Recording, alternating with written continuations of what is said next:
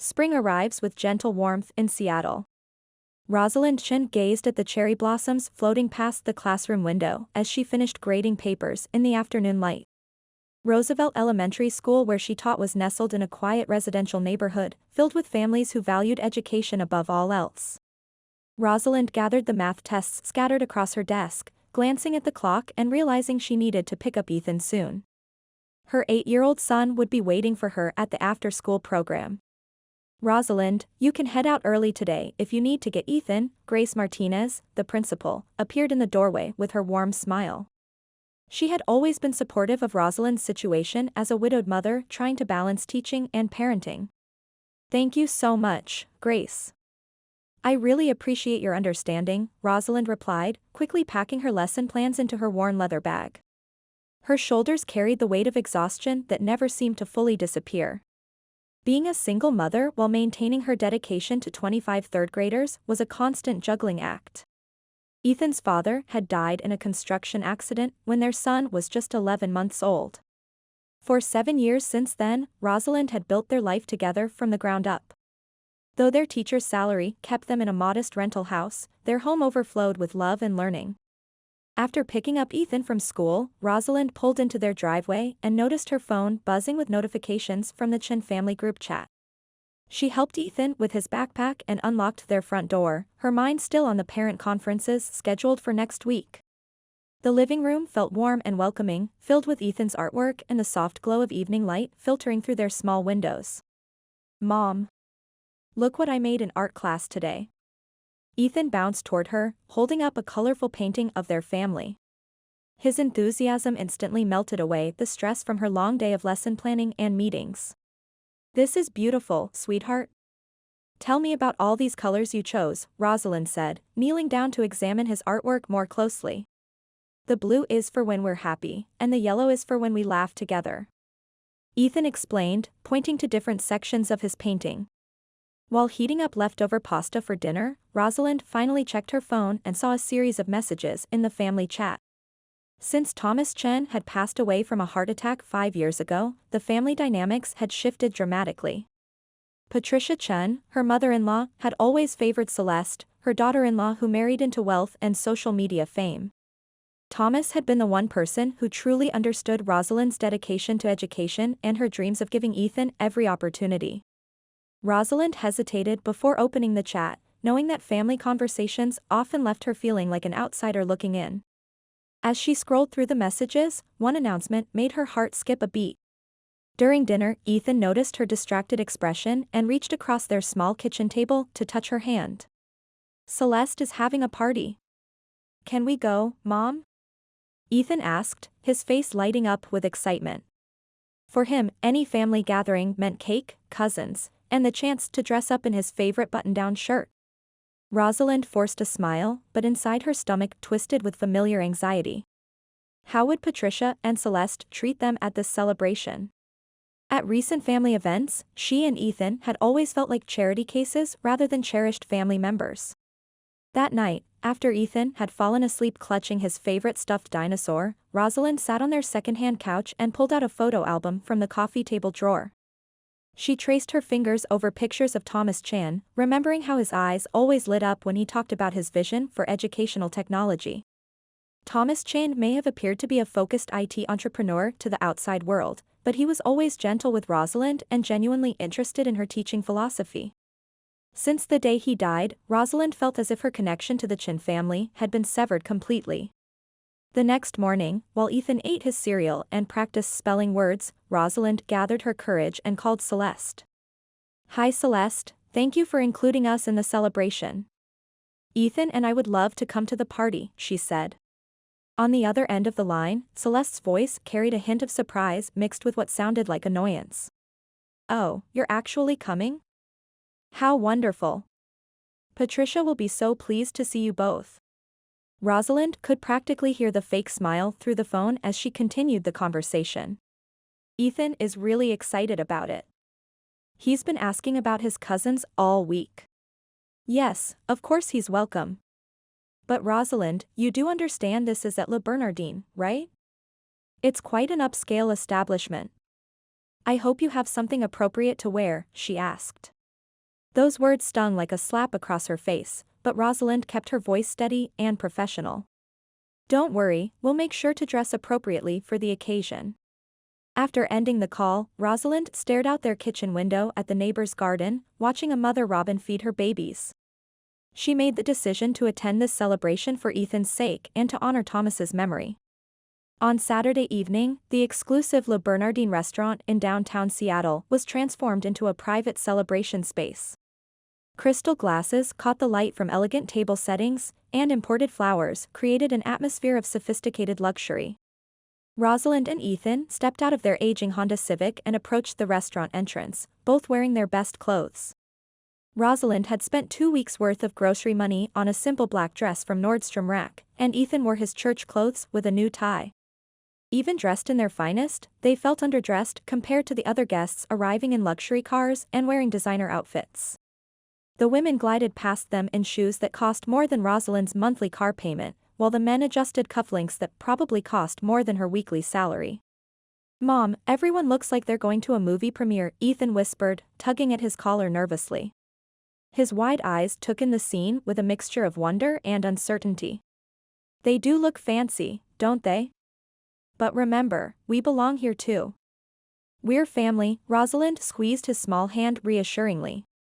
When they entered the private dining room, a hostess guided them to a table near the kitchen doors. The elegant space was decorated in soft gold tones, with place cards written in flowing calligraphy and centerpieces that looked like works of art. Celeste and Damien were seated at the center table, surrounded by their closest friends and business associates. A small card reading "Chen family" marked their table, but Patricia Chen was nowhere to be seen among the relatives. She was holding court at the main table, her silver hair perfectly styled and her jewelry catching the ambient lighting. As the evening unfolded, course after course of exquisite dishes appeared before them like pieces of edible art. Ethan's eyes grew wide as he carefully tasted the seared scallops and truffle risotto, foods he had only seen in cooking shows. Despite her growing anxiety, Rosalind felt a moment of joy watching her son experience something so special. Throughout the meal, she noticed Patricia's cold glances from across the room, but her mother-in-law always looked away when their eyes met. After the main course and the ceremonial toasts, Celeste stood up and reached for her phone with a bright smile. "Everyone, I have a special surprise for tonight's celebration. We're going live on Instagram for all my followers who couldn't be here." Soft music began playing as Celeste positioned herself in front of the restaurant's elegant backdrop, her phone camera capturing every detail.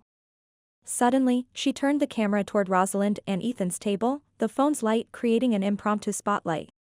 They looked up in confusion, Ethan instinctively moving closer to his mother. Celeste approached their table with her phone still recording, her practiced influencer smile never wavering. There was something calculating in her expression that made Rosalind's stomach drop. "Hi, everyone.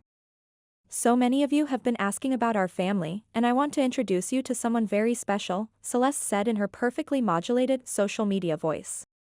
"This is Rosalind, my sister-in-law, and her adorable son Ethan. They represent something really important that I want to talk about tonight," she said. The entire restaurant seemed to hold its breath as other diners turned to watch the impromptu live stream. Ethan pressed himself against Rosalind's side, overwhelmed by the sudden attention from strangers and the bright phone light. As you can see, Rosalind is a single mother working as an elementary school teacher, and they live a very different lifestyle from what we're used to. Celeste's words were delivered with false sympathy that made several guests exchange knowing looks. Rosalind felt her face burn with humiliation as she realized what was happening. She could see the viewer count climbing on Celeste's phone screen as more people tuned in to watch. "So tonight, I'm launching a special challenge called Family Support Goals. Let's see how much we can raise to help educate this sweet family about financial success," she said. The comments on the live stream began flooding in, a mixture of heartfelt comments and cruel observations about their appearance. People at nearby tables started pulling out their own phones to record the spectacle. Tears welled up in Ethan's eyes as he heard strangers laughing and commenting about them. "Mom," he whispered, his voice shaking with confusion and hurt. Rosalind started to stand up, her protective instincts kicking in, but she froze when Patricia suddenly appeared in frame. Her mother-in-law took the phone from Celeste and addressed the camera directly. Let me add something important here. This is exactly why education is so crucial, Patricia said with a condescending smile. Some people just don't understand how to manage money or present themselves properly. Maybe we should start the donations at $50, since that's probably more than they usually see at once. The live stream erupted with comments as the viewer count surged past 50,000. Rosalind felt like her chest was caving in from the weight of public humiliation. Ethan was crying openly now, his small frame shaking against her side. Seeing her son's tears, Rosalind found her voice and her strength. "Come on, sweetheart. We're leaving right now," she said firmly, taking Ethan's hand and standing up. But just as they prepared to walk away, a calm but authoritative voice cut through the chaos from across the restaurant. "I'll match whatever amount this family needs, plus a substantial donation to the school where Rosalind teaches." The restaurant fell into an eerie silence. Every head turned toward the distinguished man who had spoken, conversation stopping mid-sentence as staff members paused with serving trays in hand. Standing near the entrance was a gentleman in his 50s with silver-streaked hair and an impeccably tailored charcoal suit. His steady gaze commanded respect as he approached their table with measured steps. "I'll provide whatever financial support this family needs, and I'm prepared to back that commitment immediately," the man repeated with quiet authority. Celeste's practiced smile faltered as she struggled to maintain her composure for the live stream. "Well, that's very generous of you, but this is just a fun family challenge," she said, her voice slightly strained. "This is not entertainment, and it's certainly not appropriate," the man replied firmly as he walked closer to where Rosalind and Ethan sat. "I am Oliver Blackwood, Thomas Chen's financial advisor and executor of his digital estate." Rosalind felt her breath catch in her throat. Thomas's financial advisor. She had heard this name mentioned in legal documents after Thomas's death, but had never met him in person. Oliver approached their table and offered Ethan a gentle smile before turning to address Rosalind directly. A warm expression crossed his face as he looked at them both. Then he slowly turned toward Celeste and Patricia, his demeanor shifting to something much colder. "Shall we continue this public humiliation," he said with controlled anger, "or would you prefer to hear what Thomas Chen actually planned for his family's future?" At Oliver's words, the restaurant became completely still. The only sounds were the gentle clinking of dishes from the kitchen and the soft murmur of traffic outside. Damien looked at his wife with growing confusion, while Patricia's face began to show the first signs of genuine worry. "Before I continue, let me apologize to you both," Oliver said, turning back to Rosalind and Ethan. "Rosalind, Ethan, I'm deeply sorry that this information has to come to light in such a public setting. However, Thomas Chen specifically requested this timing." Rosalind pulled Ethan closer, staring at Oliver with a mixture of hope and bewilderment. Ethan had stopped crying, but his small hand still gripped hers tightly. "Stop this ridiculous charade," Patricia snapped, her voice cutting through the tension. Her carefully maintained composure was beginning to crack around the edges. "Who do you think you are? Thomas's financial matters were all handled through our family accountant. We would know if he had outside advisors." Oliver reached into his jacket and withdrew a tablet device with a calm smile. "That's partially correct, Patricia. However, 5 years ago, Thomas began working with me on a very specific project, a comprehensive digital estate plan designed to protect Rosalind and Ethan," he said. "That's impossible!" Celeste shouted, her phone still recording but her followers now witnessing something very different than planned. "Thomas's will was already executed. I've seen all the legal documents myself." Oliver powered on the tablet and connected it to the restaurant's display system. Yes, the basic will was executed as planned. But Thomas, being the innovative technology entrepreneur he was, created something much more sophisticated. He gestured toward the large screen that normally displayed the restaurant's menu. Suddenly, the screen came alive with official documents and digital interfaces. At the top of the screen appeared the Thomas Chen Digital Trust and Estate Protection System, dated 3 years before his death. The restaurant erupted in whispers as guests leaned forward to read the detailed provisions displayed before them. The documents clearly outlined Thomas's intention to establish a substantial trust fund for Ethan's education, a monthly income for Rosalind, and specific instructions for monitoring the family's treatment of Rosalind and Ethan. Murmurs of surprise and confusion filled the air as people tried to process what they were seeing. Patricia and Celeste exchanged panicked glances, the color draining from their faces. Damien grabbed Celeste's arm and whispered urgently in her ear, his business instincts warning him of serious trouble ahead. Oliver continued his explanation with professional detachment. The trust also includes a comprehensive monitoring system that Thomas designed to track family interactions and social media activity, particularly any instances of public humiliation or financial manipulation. He swiped to the next screen, revealing a detailed log of tonight's events. This includes tonight's Instagram live stream, which has been automatically recorded and will be used as evidence in the upcoming legal proceedings. The display showed timestamps, viewer comments, and even screenshots of the most damaging moments from Celeste's broadcast. Oliver's voice remained steady as he delivered the final revelation. Before Thomas died, he was deeply concerned about his family's true intentions toward Rosalind and Ethan, especially given Patricia's history in banking and her focus on asset management. Tears began flowing down Rosalind's cheeks as the magnitude of Thomas's planning became clear. She had never realized how much he had worried about their future or how carefully he had prepared to protect them. She could almost feel his presence in the room, his love reaching across the years to shield them from this moment. Thomas gave me very specific instructions, Oliver continued. Monitor the family's behavior for 5 years after his death, document any mistreatment of them, and reveal the truth when they needed protection most. He paused, his voice softening as he looked at Rosalind. He was proud of your independence as a teacher and wanted you to build your own strength. But he also wanted to ensure that you and Ethan would never be left vulnerable to financial manipulation or public humiliation. Patricia stood up abruptly, her hands shaking with rage and fear. This is absolutely ridiculous. I was Thomas's wife. I have every right to be involved in managing his estate, she said. Actually, you don't, Oliver replied with calm certainty.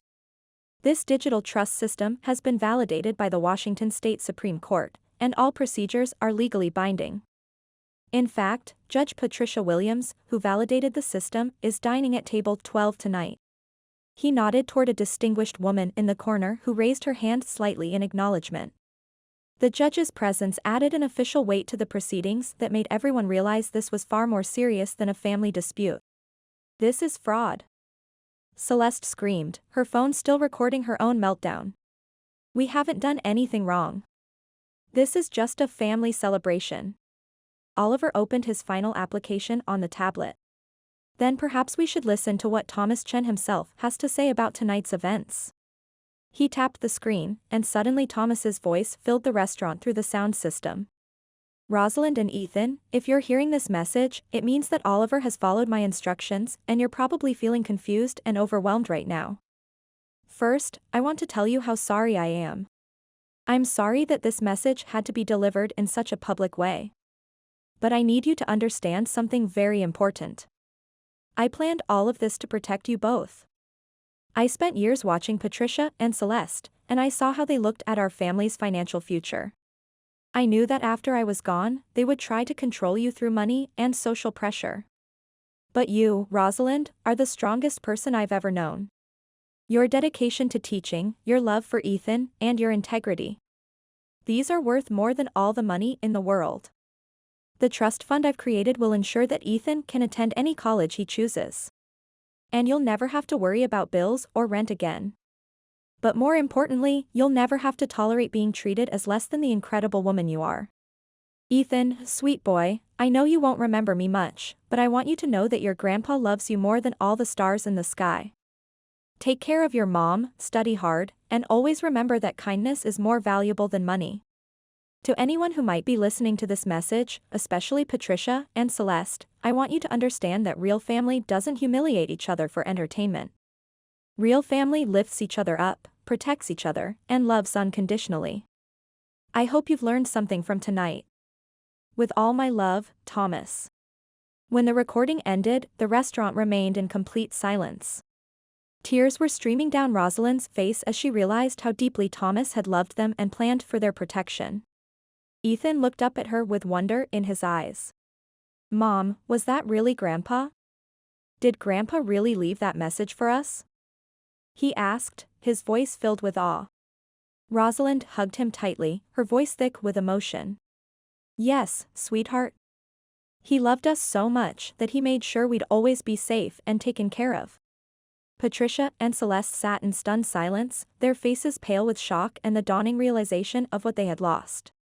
Damien stood up quickly and spoke in a harsh whisper to Celeste. Do you realize what you've just done? This was all recorded live. My business reputation is ruined, he yelled. The other guests began gathering their belongings, clearly uncomfortable with the family drama they had witnessed. Many of them were pulling out their phones to check if they had been tagged in Celeste's live stream. Oliver approached Rosalind's chair and spoke quietly. Rosalind, Ethan, there's much more we need to discuss, but this isn't the right place. All the legal arrangements are already in motion. Rosalind stood up and took Ethan's hand, feeling a strength she hadn't possessed an hour earlier. She looked around the restaurant with newfound confidence. Patricia and Celeste no longer seemed like intimidating figures. They just looked like two people who had made terrible choices. What filled her heart now was gratitude for Thomas's love and determination to build the life he had wanted for them. Oliver's Tesla moved silently through Seattle as they left the restaurant. Rosalind watched city lights blur past while adjusting Ethan's jacket as he slept against the window. Emotions swirled inside her.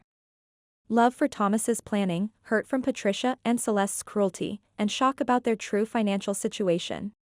You must be exhausted, Oliver said softly.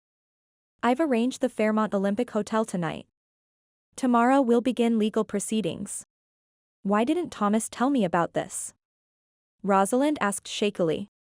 Why let me struggle and worry about Ethan's future, she asked.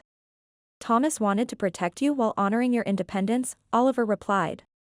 He saw how Patricia and Celeste manipulated people with money. But why wait 5 years, she asked again. That was Thomas's timeline, Oliver explained.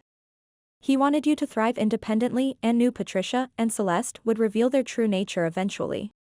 He used to say, Rosalind needs to discover her strength before inheriting wealth, Oliver continued admiringly. Fresh tears slid down Rosalind's cheeks. I had no idea he had such faith in me. He was constantly proud, Oliver replied warmly. He'd say, my daughter-in-law raises our grandchild while making a difference in dozens of children's lives.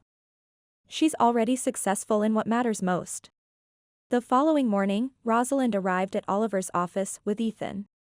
Legal documents covered the conference table, trust fund paperwork, property deeds, and investment portfolios. The digital trust system activated last night, Oliver explained. Judge Williams signed the orders, and Patricia and Celeste's access to Chun family assets is frozen. What happens next? Rosalind asked. Ethan played with blocks in the corner while Oliver's assistant read him stories. You'll become the primary beneficiary of Thomas's patents and investment portfolio, Oliver said. You'll also control Ethan's college fund, he said. Rosalind buried her face in her hands, overwhelmed. I don't know anything about managing investments. How can I handle this? Oliver smiled reassuringly. You have a master's degree and manage 30 children daily. Thomas said those skills translate to business perfectly. But stocks and corporate decisions, Rosalind hesitated. Thomas anticipated that, Oliver said, pulling out another folder. He arranged a full support team, financial advisors, and educational consultants who help teachers transition to other fields. Over the following months, Rosalind's life transformed completely. Legal proceedings moved quickly, and the digital evidence Thomas had collected left no doubt. Patricia and Celeste were ordered to return every dollar they had misused. Damien filed for divorce within 2 weeks, and Celeste lost all her brand partnerships. Patricia was forced to sell her luxury home and move to a modest apartment. Ethan enrolled at Seattle Academy, a prestigious private school. Rosalind began managing Thomas's substantial trust fund and investment portfolio. You have Thomas's analytical mind with a teacher's patience, one advisor told her. That's powerful in business. 3 months after the restaurant incident, Rosalind invited Oliver to dinner. There's something you haven't told me, isn't there? She asked over wine. Thomas came to me 10 years ago, worried about Patricia and Celeste, Oliver admitted. He wanted to ensure you and Ethan would thrive, not just survive, he said. Rosalind felt warmth spread through her chest. You've kept that promise. From that evening, Rosalind's vision expanded dramatically. She announced new initiatives, educational technology programs and scholarships for single-parent families. I want to honor Thomas's memory, she declared at a school board meeting. Technology should bridge gaps, not create them. Rosalind established the Thomas Chan Memorial Foundation supporting innovative teachers and struggling families.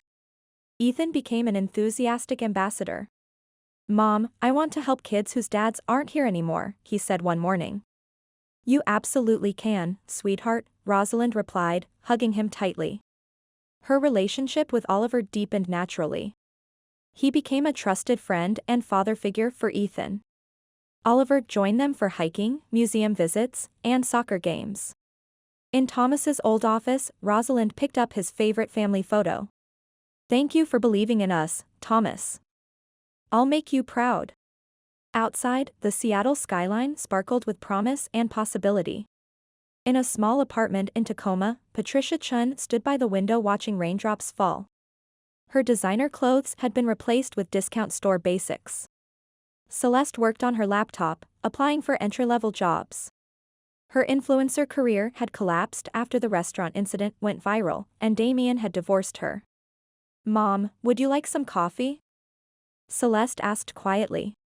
Yes, please, Patricia replied with a tired sigh. A year had passed since that night at Le Bernardin. Their lives had completely changed, from luxury to paycheck living. That afternoon, they visited Rosalind's downtown Seattle office. The nameplate read, Thomas Chan Memorial Foundation, Executive Director Rosalind Chan. Ms. Chan will see you now, the receptionist said. Rosalind sat confidently behind her desk, reviewing grant applications. She had transformed from an anxious teacher into a respected non-profit leader. Patricia, Celeste, Rosalind stood to greet them calmly. Hello, Rosalind, Patricia said nervously. Thank you for seeing us, Patricia said.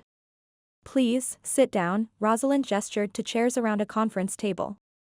We came to apologize, Celeste whispered. What we did at the restaurant was unforgivable. That's in the past, Rosalind replied. What matters is moving forward, she added. Rosalind pulled out documents from her desk. I've prepared housing assistance and a monthly stipend for you both through the foundation. Patricia and Celeste stared in disbelief. Why would you help us? Celeste asked tearfully. Because Thomas believed families should support each other, Rosalind said. And Ethan deserves to know his grandmother and aunt. There's one condition, Rosalind continued. Spend time with Ethan monthly, real time, getting to know him.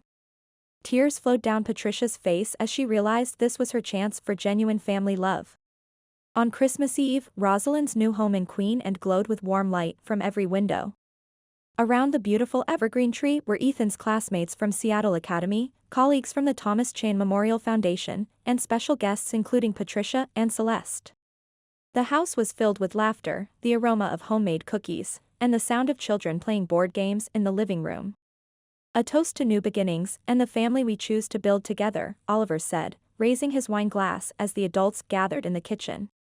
Rosalind smiled warmly as she looked at him, feeling grateful for how naturally their relationship had evolved from professional partnership to something deeply personal and meaningful. By the large picture window overlooking Elliott Bay, Ethan carefully picked up his grandpa's favorite photograph from the mantelpiece. Mom, I don't remember him very much, but he was a really good person, wasn't he?